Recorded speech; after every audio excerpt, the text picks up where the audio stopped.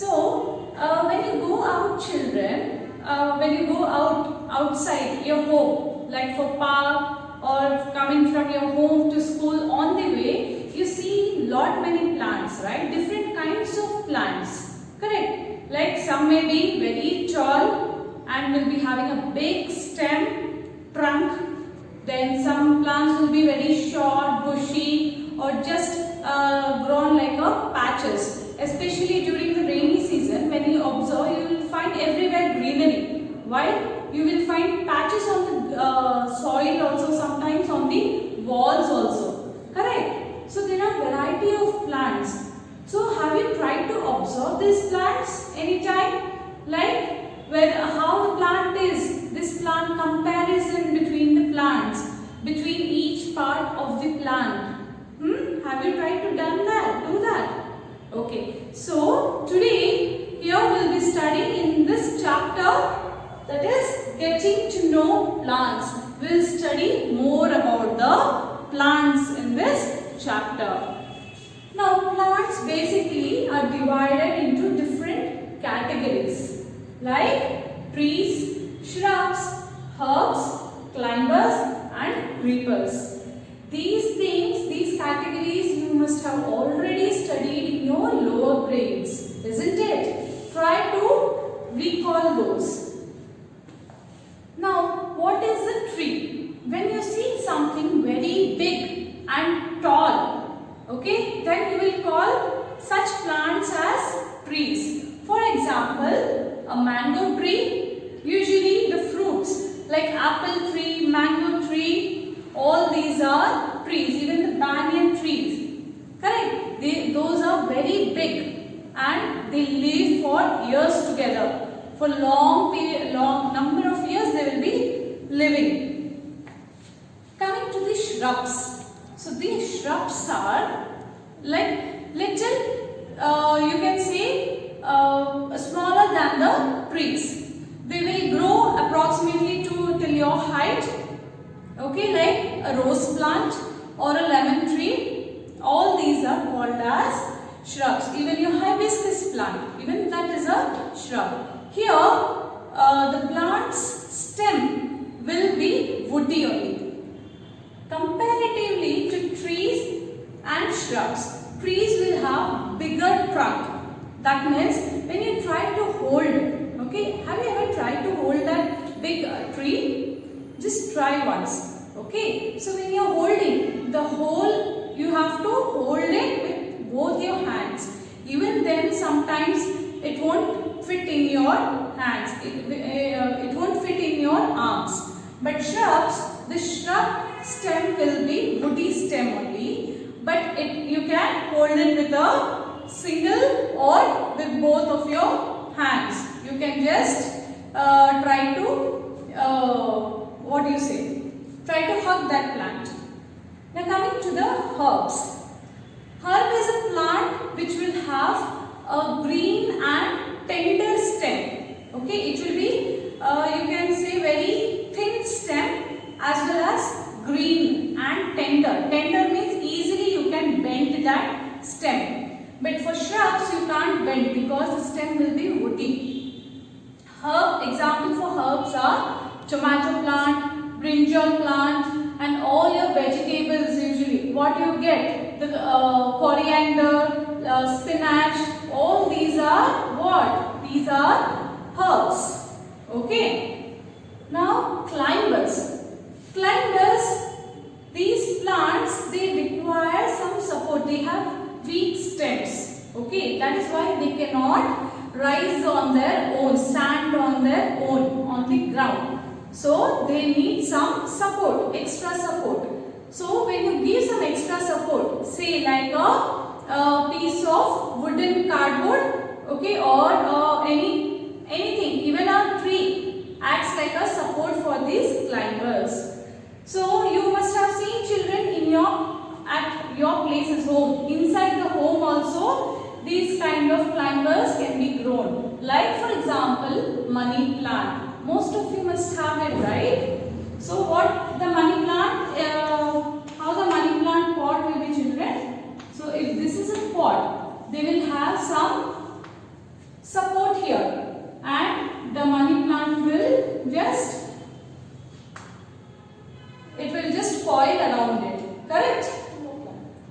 it will coil around it all the way. Or even if you leave it onto the grill of your house, it will just take the support of the grill and grow. The grapevine, vineyards you have seen.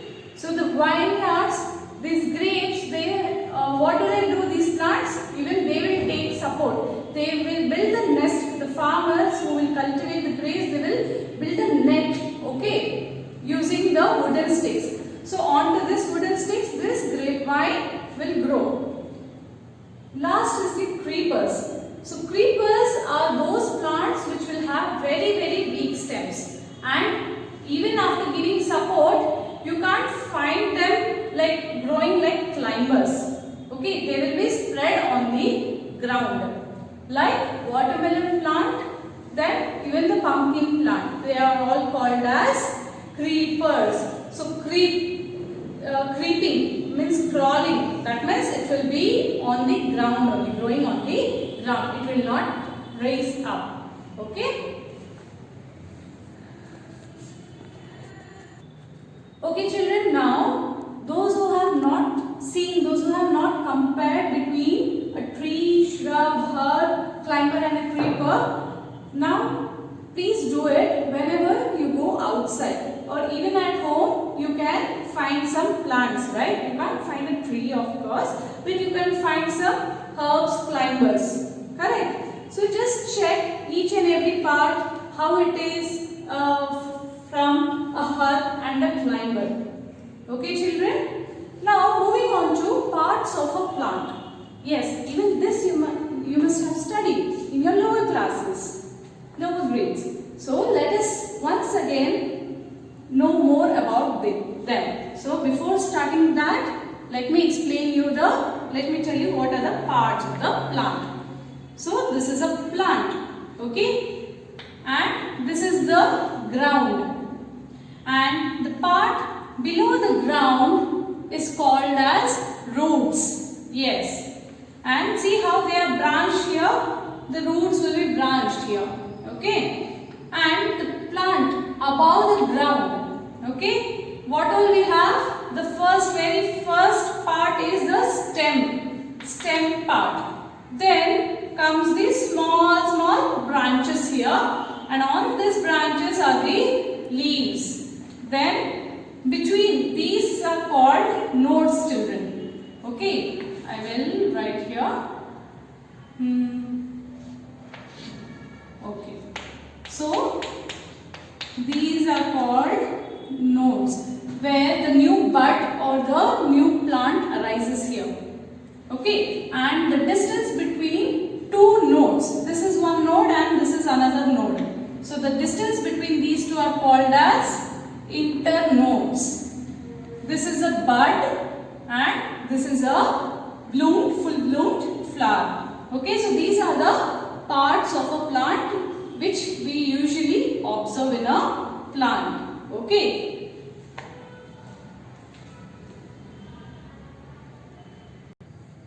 Okay children, now let us learn each part of the plant one by one. So the first part is the stem. So you all know what is a stem? Just above the ground, whatever you find straight, yes, the straight structure rising from the ground is called the stem. Now what are the functions of a stem children? Stem helps to transport the food and water. Okay, it takes the water, whatever the roots first will absorb the water from the soil. Okay, and it transfers to the stem. The stem then transports this water to the whole plant, to all the leaves and all the branches. It is also in some plants, it acts as a place of storing the food. Okay, where the stems of some plant will be modified for storing the food. Example children? Yes, example here you can give your potato. Potato is a stem of the plant, correct? So even onion is a stem part of the plant where the food is being stored. Stem is necessary to give support to the plant only because this stem, okay, the plant can stand erect. If the stem is strong, the plant can stand erect. In some cases, in some plants, stems do carry out photosynthesis. What do? They carry out photosynthesis. Yes, of course, the leaves do for the work of photosynthesis, that is preparing the food. But in some plants like cactus, for example, cactus plant, do you see any leaves there? No, it is all the stems. Okay, so there the stem will be carrying out the photosynthesis. Okay, for now, if you want to see, there is an experiment where you can exactly know that the stem, it is a stem which transports the water to all parts of the plant. What you can do is, you can take a beaker, okay, take a beaker, put some water in that and add some coloring agent like your ink, the blue ink. Yes, add that few drops to it. Okay, and take a herb which will have a very, you can say the green tender stem. Okay, such a plant you take, pluck it and just put it in the beaker which is having the ink water. So after some time, what you will see is the stem of the plant which was green in color will slowly turn into blue color. Why? Because the water which was present in the beaker will slowly move upwards to the stem. Okay, and if you keep it for a more long time, then the water, the blue color water will be seen in the bluish color will be also observed in the leaves of that plant. So you can try this experiment at home, children. Okay? And when you cut the stem, this is the stem. We'll take a narrow tender stem. Okay? And if we cut here, okay, transverse cut, what you can see is, you can see this kind of structure. Okay? Where you can see here, this region, you will get the water from the roots, and from here all the parts. This is the section, okay, section of the stem, showing you how the stem will exactly look from inside. Okay? So this is how you will come to know how the water is transported. Food you will not come to know, because they themselves will prepare the food. That is why you won't come to know with that experiment. Only you can conclude that stem transports water. Okay? Okay. Children, now let us study the second part of the plant, that is the leaf. Okay, we all know what are leaves. Yes, and what is the function? Even you are aware of that also. The main function of the leaf is to prepare food and carry out the photosynthesis process. Correct? So in the photosynthesis process, what will happen? The leaf will take carbon dioxide and it will use carbon dioxide and water. In the presence of sunlight, it will prepare its food. Leaves also do the process of transpiration. Okay, leaves also carry out transpiration. So leaves have small openings. Okay, small openings in them called as stomata, where the air which will enter, the air also needs to enter it, right? Enter inside the leaf. Because here we are discussing that, we are saying carbon dioxide is used up by the leaf. That means carbon dioxide from where it will get? From the air only, right? Yes, so the air will pass to the stomata. So also the air from, the water in the form of vapor, it will be released out from the leaves from their stomata. Okay. What you can do is, you can do a small experiment to see this process of transpiration. If you take a leaf, or you can, what can tie a polythene bag to a small part of the plant. Okay, where you can see more leaves. Tie the polythene bag and leave it for few hours. What you can see later, take out the bag and check. You will find few droplets of water in them.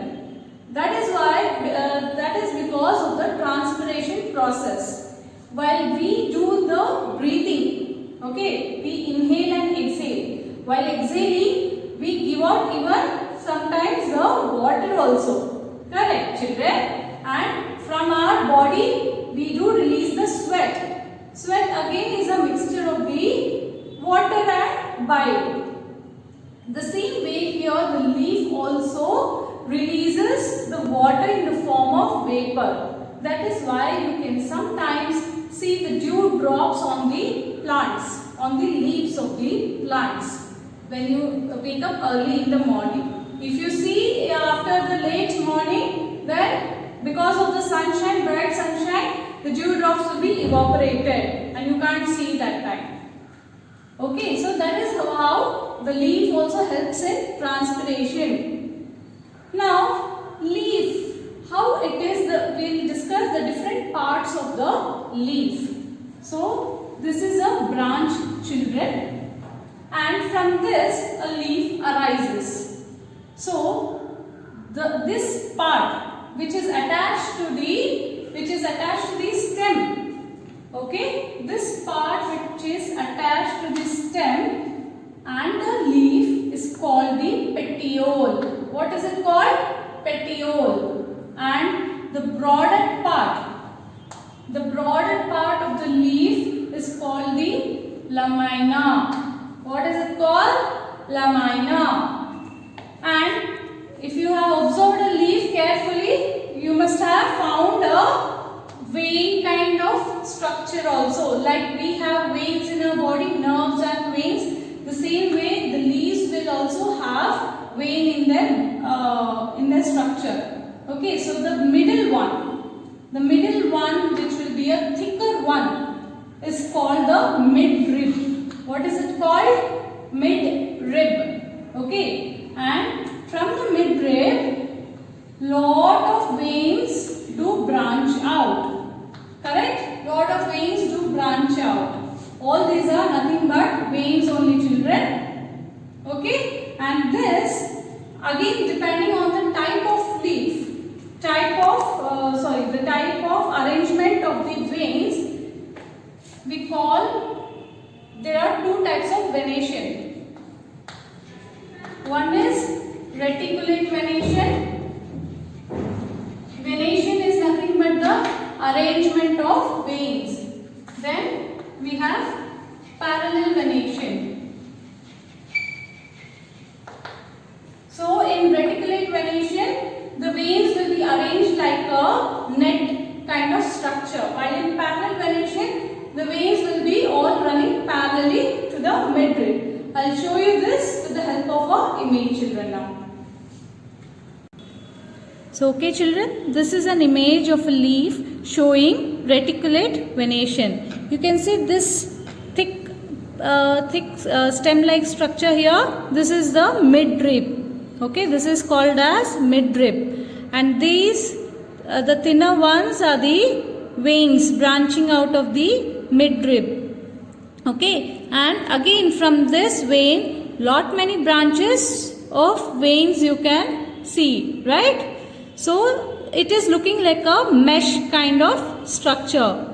So, when you observe it carefully, it will look like a mesh kind of structure. This is called as reticulate venation. Okay, now I will show you the photo of a parallel venation, children. So, now children, this is an image of a leaf showing parallel venation. Here this leaf, this is the midrib portion. Okay, midrib. And these are the parallel veins. See, all are running parallelly. There is no net-like structure present here. Correct? So, this kind of venation you can find in banana leaves. This is a banana leaf image only, children. So, whenever next time you are observing the banana leaf, please observe there is a midrib and it has parallel venations. Okay. So children, now you can just try a simple experiment. Okay. So in this experiment, it's been given in your textbook, activity 5. So I'll just read out the experiment. What does it say? This experiment we are conducting just to check whether the leaf contains carbohydrates or no. Why we are checking for carbohydrate, children? Just to know that leaf is the part which prepares the food for the plant. So here we would require a leaf, spirit, a beaker, test tube, burner, watch, a watch glass and iodine solution. First we will take a leaf in a test tube and pour spirit to completely immerse the leaf.